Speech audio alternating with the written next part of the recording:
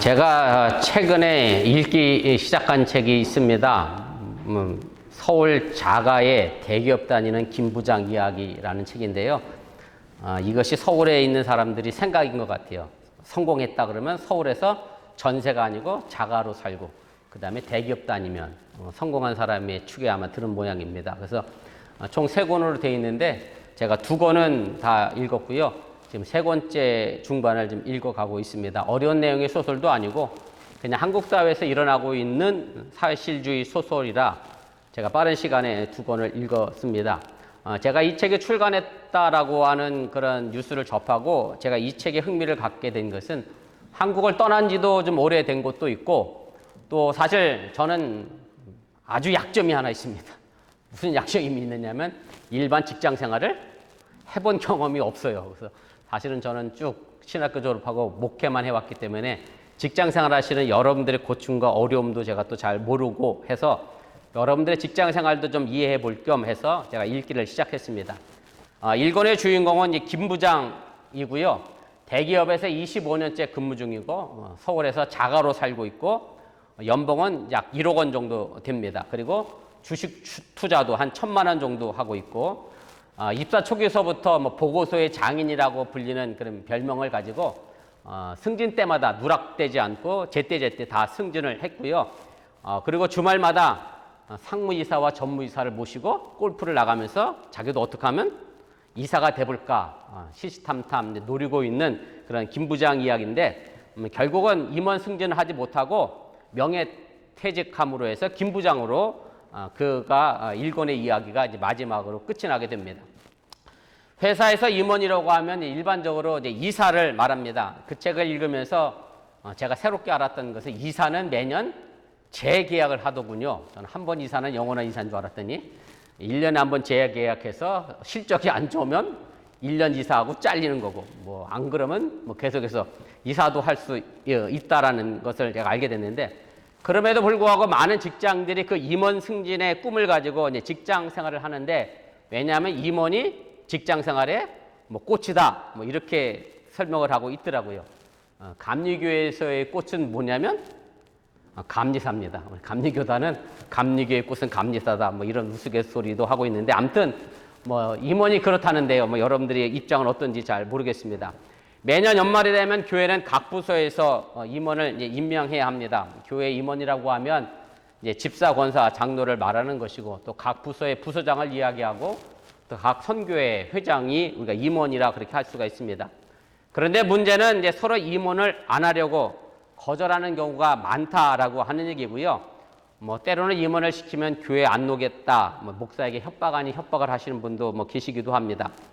세상에는 그렇게 임원이 되고 싶어도 임원 되는 게 하늘의 별따기인데 왜 교회에서는 임원을 시켜준다고 해도 안 하려고 하는 걸까를 제가 스스로 좀 생각을 해봤는데, 이런 이유 때문인지 아닌가 하는 결론을 내렸습니다. 물론 저희 교회 이야기는 아니고요. 그냥 일반적인 교회 상황을 제가 생각해서 이야기한 것이니까 오해 없으시기를 바랍니다. 회사에서 임원이 되려고 하면 이제 그만한 이제 보상이 주어집니다. 연봉도 올라갈 것이고, 개인 사무실에 개인 비서도 딸리고, 좋은 자동차도 회사에서 제공이 되어지고, 모든 근무 여건이나 환경이 이제 달라지기 때문에 임원을 하려고 합니다. 한마디로 말씀드리면 높은 직책에 따른 그만한 보상이 충분히 있다 보니 그 높은 자리에 올라가고 싶어 한다는 그런 말씀입니다. 그런데 교회의 임원은 사실은 따라오는 현실적인 보상은 없습니다. 물론 천국에 가서 하나님께 보상은 받겠지만 내가 교회에서 임원했다고 해서 교회에서 월급을 많이 주는 것도 아니고 당장 내 연봉이 하늘같이 올라가는 것도 아니고 현실적인 보상은 없고, 교회 안에서 책임만 많이 주어지기 때문에, 또 사회적으로도 내가 교회 그래도 권사가 장로가 됐는데 이렇게 생활하면 안 되지라는 어떤 사회적 책임의 어떤 의무 때문에 주저하는 것이 아닌가라는 생각을 제가 하게 됐습니다. 이제 제가 경험한 목회 상황에서 이 상황을 좀 돌아보면 이런저런 이유로 거절하는 사람이 자기에게 맡겨지는 책임이 많다, 그래서 내가 그거 싫다라고 말하는 사람은 안 계시고요. 대부분 사람들이 자신들이 자질이 부족해서 아직 임원이 될 만한 그릇이 되지 못해서 못하시겠다라는 말씀을 이제 하시게 됩니다. 저희 아버지가 목회하실 때 겪었던 일인데, 말 그대로 자질이 없는 권사님이 장로 안 시켜준다고 한동안 저희 아버지를 힘들게 하고 어렵게 했던 기억이 있는데 아버지 입장에서는 자질이 안 되는 분을 장로로 세우면 교회에 나쁜 영향을 줄까 염려해서 아마 그랬던 것 같았습니다. 그런데 제가 어본교회에서 목회하면서 그래도 뭐 이것도 감사할 거리가 되는지 모르겠습니다만은 임원 안 시켜주면 내가 어본교회를 떠나겠습니다 라고 제게 협박하신 분이 안 계셔서 참으로 한편으로는 이제 감사를 하고 있습니다. 여러분들의 교회 생활을 오래 하면 할수록 느끼는 거고 경험하는 것 가운데 하나인데 대부분의 교회 문제는 믿음이 좋다는 사람들로부터 출발을 하게 되고 교회 임원으로부터 생기는 경우가 많습니다. 오늘 우리가 임원 임명식을 하는데 뭐 교회 임원이라고 하는 것은 사실 대접받는 직책이 아니라 섬기는 봉사의 직책임을 여러분들이 다시 한번 기억하시길 바라고 봉사하고 섬기는 것 외에는 뭐 특별한 자질이 필요한 것이 아님 또한 여러분들이 꼭 기억하시고 주어진 직분을 잘 감당해 나갈 수 있기를 주님의 이름으로 부탁을 드립니다. 오늘 본문의 말씀은 초대교회 상황입니다. 예수님이 부활하시고 승천하신 다음에 초대교회가 오순절 성령의 사건을 통해서 놀라운 부흥을 이뤄냈고 많은 사람들이 모이기를 시작했습니다. 그러다 보니 자연적으로 교회에 문제가 발생을 하게 됐고 이제 그 문제를 해결하기 위하여 오늘 7명의 일꾼을 세우는 것이 본문 말씀의 내용입니다. 물론 오늘 말씀에는 직분이 명확하게 등장하지 않습니다. 사도행전 21장 8절에 오늘 일꾼으로 세워질 7명 가운데 한 명을 집사라고 부르고 있는데 그래서 오늘 본문에 세워진 7명이 집사 제도의 시작인 것을 우리가 알게 됩니다. 제가 목회하는 중에 이런 말을 들은 적이 있습니다. 교회 가기 싫은 이유 중에 하나가 교회 가면 여러 가지 모양으로 조직으로 자기를 묶어놓고 꼼짝 못하게 해서 자유롭지 못하게 해서 교회 가기 싫다. 뭐 이렇게 얘기하는 부분을 제가 들은 적이 있습니다. 그렇죠. 교회 가면 선교에도 묶여야 되고 속회도 묶여야 되고 아무튼 여러 가지 모양으로 조직이 되어지게 됩니다. 물론 일리가 있는 말입니다. 뭐 사실 어느 사회건 사람들이 모이면 조직이 생기고 정치가 생기는 것이 당연합니다. 뭐 쉬운 예로 들어본다고 하면 여러분들의 직장에 조직이 없고 부서가 없다면 그 직장이 제대로 움직이겠느냐라고 생각해 본다라고 하면 그 답은 금방 나오게 됩니다. 결국 교회도 사람들이 모이다 보니 자연스럽게 조직이 만들어진 것인데 뭐 이 조직이 여러분들을 특별히 교인들을 억압하고 꼼짝 못하게 하려는 것이 아니라 하나님의 복음을 전하고 교회를 구성하는 데 도움이 되고자 만들어진 것으로 이해하시면 우리가 이 부분에서는 문제가 없으리라 그런 생각을 제가 하게 됩니다. 물론 실제로 직분 제도가 없는 교단도 있습니다. 제가 알기로는 한국 교단은 없는 것으로 알고 있고요. 미국에 있는 교단 가운데서도 미국 감리교회는 평신도 직분 제도가 없습니다. 그런데 미국 감리교단이면서도 한국 사람들이 모이는 한인 UMC는 또 평신도 직분 제도가 있습니다. 그대로 따라가고 있고요. 제가 알기로는 미국 침례교회도 평신도 직분 제도가 없어서 그냥 형제님, 자매님 이렇게 부르는 것으로 제가 알고 있습니다. 뭐 그렇다고 해서 미국 감리교회가 평신도 직분이 없다고 해서 부서조차 없는 것이냐 그런 건 아니고요. 각 부서별로 부서가 다 조직이 돼서 그 부서들이 목회자의 목회를 돕고 있다라고 하는 얘기입니다. 사실 감리교회는 장로교단에 비하면 약 250년 정도 늦게 출발했습니다. 장로교단이 마틴 루터의 종교개혁으로 1500년도에 출발을 시작을 했고요. 감리교회는 영국 성공에서부터 해서 1700년도에 나왔으니까 장로교단보다는 한 250년 정도 늦게 시작을 했는데 감리교회 직분제도 가운데 집사와 장로는 장로교단의 것을 가지고 온 것이고요. 권사는 감리교회에서 출발을 했고 장로교회가 나중에 이 권사를 직분을 받아들여서 장로교회도 이제 권사의 직분이 생겼습니다. 여러분들의 신학성경을 읽어보시면 뭐 집사와 장로 제도 그리고 감독이라고 하는 직책은 나오는 것을 발견하게 되는데 사실 감리교회 권사라고 하는 것은 뭐 성경상에 나와 있지는 않습니다. 뭐 다른 교단 가운데 또 여자들만 권사가 되는 교단도 있어요. 뭐 장로 안 시켜주고 감리교는 여자 장로도 있습니다만은 아무튼 뭐 여자를 장로를 안 시키려고 권사로 마무리하는 교단도 있고 또 어떤 교단은 권찰이라고 하는 말로도 뭐 부르는 그런 데도 있습니다. 원래 권사는 감리교를 시작했던 존 웨슬리 목사님에게서 시작을 했는데 권사의 제도가 근거되는 이제 성경경 구절이 있습니다. 로마서 12장 8절에 있는 말씀인데 지금 우리가 가지고 있는 개역 개정에는 이렇게 번역이 되어 있어요. 혹 위로하는 자면 위로하는 일로 이렇게 되어 있고요. 우리가 가지고 있는 이 개역 개정이 있기 전에 한 10여 년 전부터는 한 70년 가까이 우리가 개역 성경을 봤잖아요. 그 개역 성경에는 이 부분이 이렇게 되어 있어요. 혹 권위하는 자면 권위하는 일로 해서 권자가 여기서 권면한다라는 의미의 권자가 여기서 나왔고요. 제가 영어 성경 NIV를 보면 위로보다는 권위나 권면이라는 말의 뜻이 더 맞는 번역이 아닌가 개인적으로 그렇게 제가 생각을 합니다.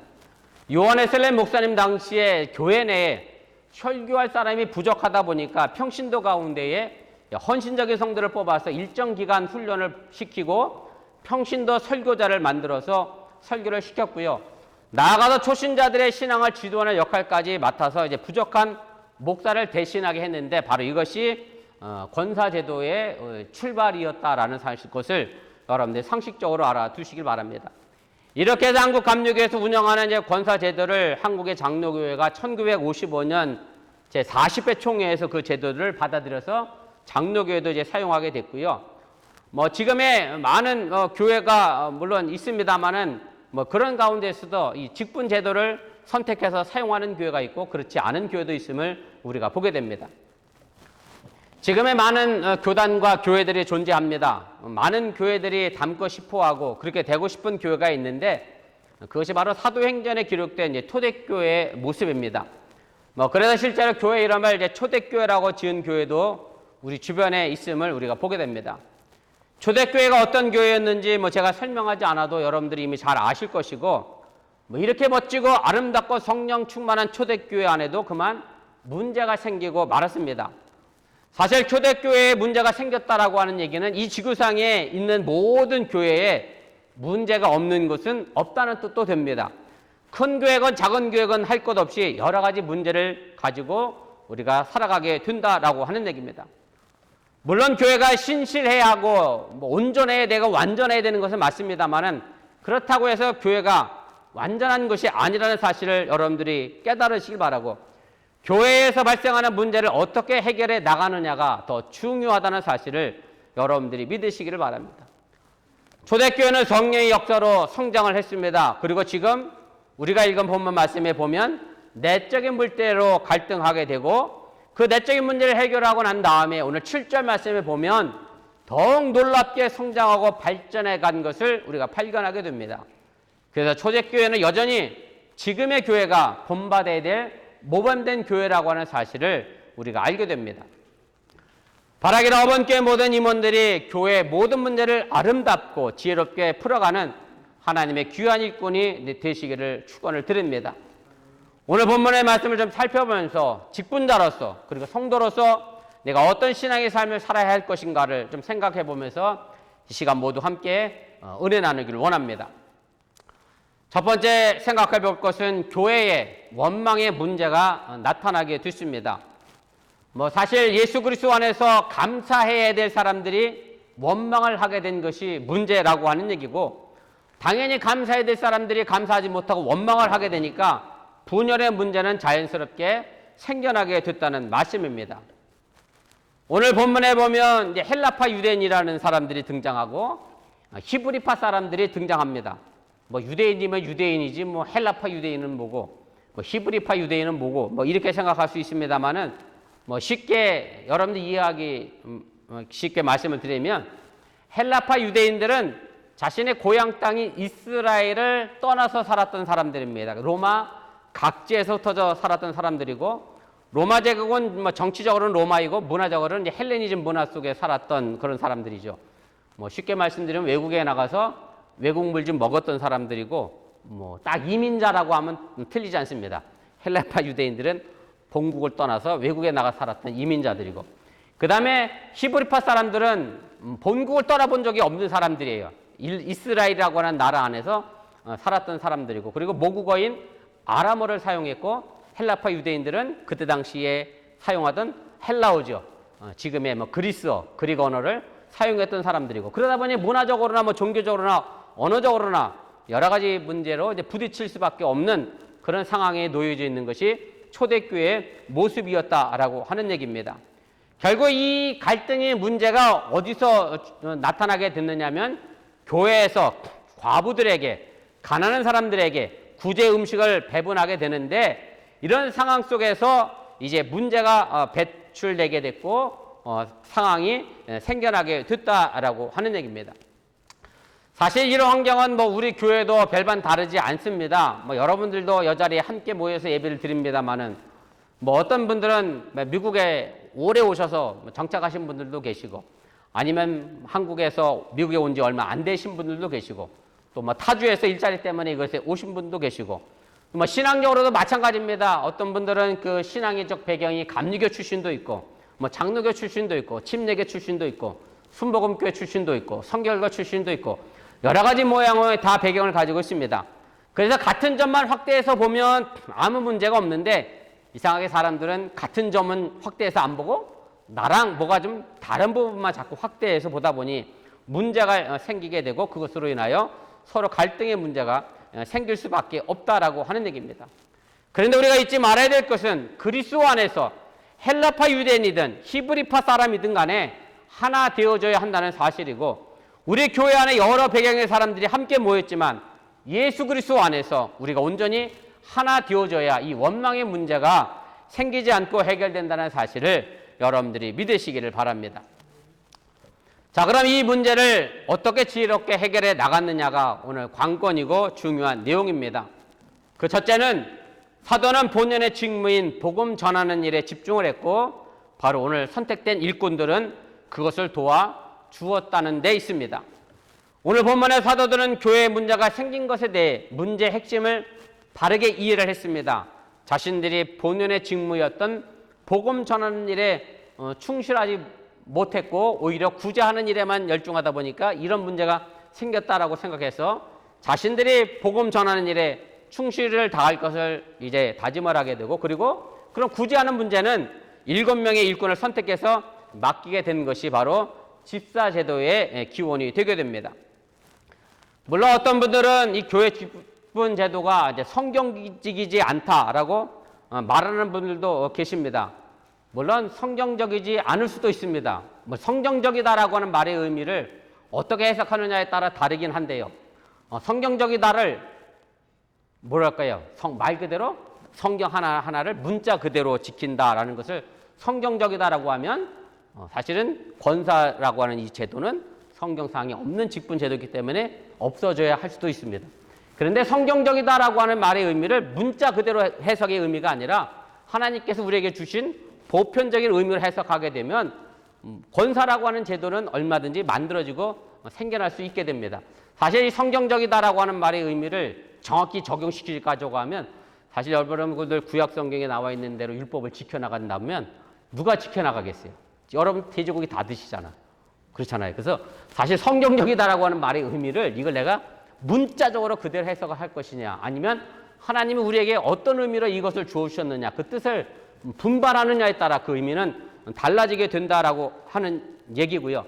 물론 그래서 미국 감리교회도 권사라고 하는 제도가 성경에는 없어요. 왜냐하면 집사하고 장소는 있는데 권사는 없어서, 그래서 1933년도에 미국 감리교회도 그래서 권사 제도를 없앴는데, 한국 교회는 그대로 그 권사 제도를 사용하고 있습니다. 아마 장로교에서 오신 분들은 아실 거예요. 집사도 그냥 집사가 아니고 서리 집사도 있고, 무슨 또 집사도 있죠? 안수 집사도 있고. 사실 서리 집사, 안수 집사도 다 성경에 없는 직분인데, 권찰도 마찬가지고. 아무튼 이런 직분 제도 자체를 성경적이지 않다라고 해서 모조리 다 배격할 것이 아니라, 사실 현대교회가 가지고 있는 이 직분 제도, 그리고 이 부서의 제도는 현실적인 문제와 그다음 순전히 기능성이 필요하여 생겨난 것이기 때문에, 여러분들 이 부분을 가지고 권사제도가 성경적이지 않아서 난 배격합니다라고 굳이 그렇게 생각하실 필요는 없음을 여러분들이 깨달으시길 바랍니다. 사실 조직 내 문제라고 하는 것은 교회만 있는 건 아닙니다. 작게는 가정 안에도 얼마든지 발생할 수 있고요. 왜냐하면 아버지가 있고 엄마가 있고 자녀가 있기 때문에 그렇고, 직장 내 문제는 더더욱 조직의 문화가 여러분들이 이미 익숙해 있을 테니까 잘 아실 거고, 지능의 문제도 마찬가지입니다. 모두가 다 동일하게 나타나는 그런 현상입니다. 제가 자주 경험하는 일인데, 교회 아넥스 빌딩 같은 데 가서 이렇게 쓰레기가 떨어져 있잖아요. 그럼 주일학교 아이들한테 제가 여기 쓰레기 떨어졌다 좀 치워라 그러면 100이면 100 똑같은 말을 제기합니다. 뭐라고 대답할까요? 여러분들의 자녀들을 생각해보면 잘 알아. 네? 내가 왜 해요? 이건 아니야. 약간 비슷한데. 우리 조 권사님 하람이가 많이 그러는구만. 아버지가 뭐 시키면. 내가 안 그랬어요. 이거야. 애들이 다 100% 내가 안 그랬어요. 내가 안 그랬는데 전부 다 안 그랬는데 쓰레기는 떨어져 있어. 신기한 일이죠? 네, 내가 안 그랬어요. 그러면 제가 그럽니다. 네가 안 그래도 네가 치워라. 누가 치우지 않으면 이 쓰레기는 여기 그냥 그대로 있다. 사실 이게 마찬가지입니다. 내게 주어진 부분에 대하여 내가 그 책임을 다하지 않으면 그 책임을 누군가는 해야 한다라고 하는 얘기고, 그 책임을 자꾸 하는 사람 입장에서는 쓰레기는 제가 버렸는데 왜 나만 치지? 라고 하는 불만과 갈등이 얼마든지 생겨나게 된다라고 하는 얘기입니다. 이것은 뭐 가정도 마찬가지고 직장도 마찬가지고 교회도 마찬가지입니다. 내게 주어진 책임을 내가 감당할 때, 온전하게 그 일을 잘 감당할 때 아무 문제가 생기지 않고 우리 어범교회가 든든하게 세워져 나간다고 하는 사실을 여러분들이 믿으시기를 바랍니다. 그래서 이런 토대를 볼 때 사실은 교회의 임무는 대접받는 자리가 아니라 더욱 낮아져서 다른 사람들을 섬기고 교회 지도자를 돕는 일에 있음을 여러분들이 잊지 마시기를 바랍니다. 두 번째로 이 문제를 오늘 초대교회는 양보로 해결했습니다. 우리가 어떤 상대방과 갈등의 문제를 가지고 있고 그 문제를 해결하려고 하면 반드시 필요한 것이 있는데 바로 양보라는 사실입니다. 사실 절대 양보하지 않으면 절대 그 문제를 풀어갈 수도 없고 해결할 수도 없습니다.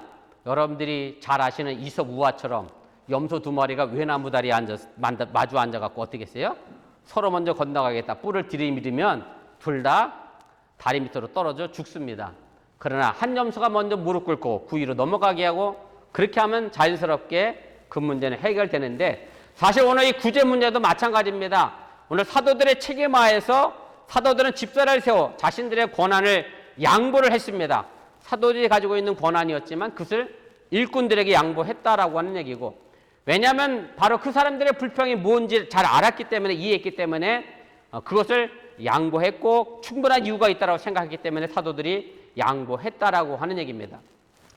또 하나의 양보는 히브리파 사람들이 했습니다. 왜 그렇게 생각하느냐 하면 오늘 헬라파 사람들이 불평을 했어요. 왜냐하면 자기들은 외국에 살다가 고국에 들어와서 교회를 다녔는데 외국에 살다 왔다고 그래서 한국은 요즘 외국 살다 온 사람들을 막 이렇게 뭐 좋게 생각하는데 이 여기동 사람들은 안 그랬나 봐. 외국에 살다 온 사람들을 좀 무시했어. 뭐 쉽게 말하면 조국 왜 버렸냐 뭐 이런 개념이겠죠. 모국어인 아람어도 모르고 뭐 어떻게 너를 그러냐 막 이렇게 무시를 당했던 것 같아. 그래서 전부 무시하다 보니까 사도들이 어떤 사람들을 세웠느냐면 무시당하는 헬라파 사람 7명을 오늘 일꾼을 세웠습니다. 이게 어떻게 헬라파 사람인지 히브리파 사람인지 어떻게 알 수 있습니까? 제게 반문한다라고 하면 오늘 여기 나와 있는 이름이 전부 헬라식의 이름이기 때문에 그렇습니다. 왜 그러냐면 쉽게 이해하면 이렇게 생각하시면 됩니다. 제가 그저께 전화를 받았어요. PNC 뱅크에서. 여보세요 하고 받았더니 한국말로 막 나와. 제가 PNC 뱅크 오펠라이크 새로 부임한 사람인데 이분의 역할은 뭐냐면 한인 고객을 잡기 위해서 PNC에 보냈나 봐. 그래서 제 이름을 용케 알고 전화했어요. 제 이름을 왜 알았겠어요? 한국 사람인지.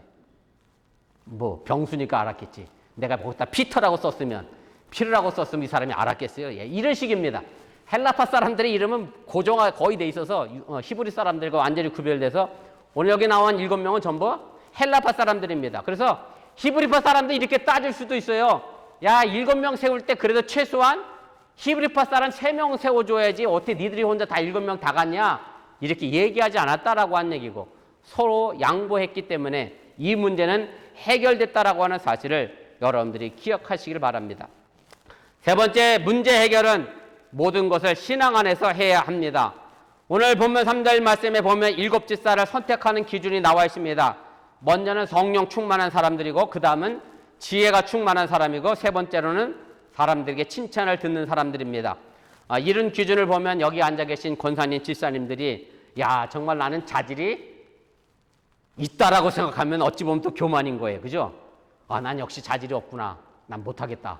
아마 이렇게 생각할 수도 있습니다. 그래서 제가 목사의 입장에서 제가 이 자질을 봤어요. 목사인 제가 봐도 저는 3개 중에 2개는 내 자질과 거리가 멀어. 한 자질만 내게 해당되는 것 같아. 제가 자부할 수 있는 거 그래도 첫 번째 재질인 성령 충만한 건 내가 그래도 어떻게 좀 얘기해 보겠는데 지혜가 충만하고 사람들에게 칭찬 듣는 건 약간 갸우뚱거려져요. 왜냐하면 제가 지혜롭지 못한 걸 몇몇 분들이 아셔요. 예, 제가 말실수도 많고 엉뚱한 소리도 가끔 하고 그리고 내가 또 칭찬을 듣나? 꼭 그런 것도 아닌 것 같아요. 여기 계신 분들은 저를 칭찬할지 모르지만 저 싫다고 우리 교회 떠나신 분들이 계시는 나가서 아유 어번께 이병수 목사가 너무 좋아서 나 교회 떠났어?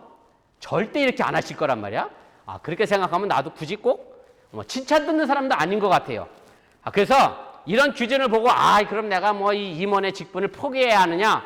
그것이 아니라 이 기준에 부족하지만 내가 그 부분을 온전해지도록 노력하는 것이 저의 모습이고 또 임원된 여러분들의 모습임을 꼭 믿으시기를 바랍니다.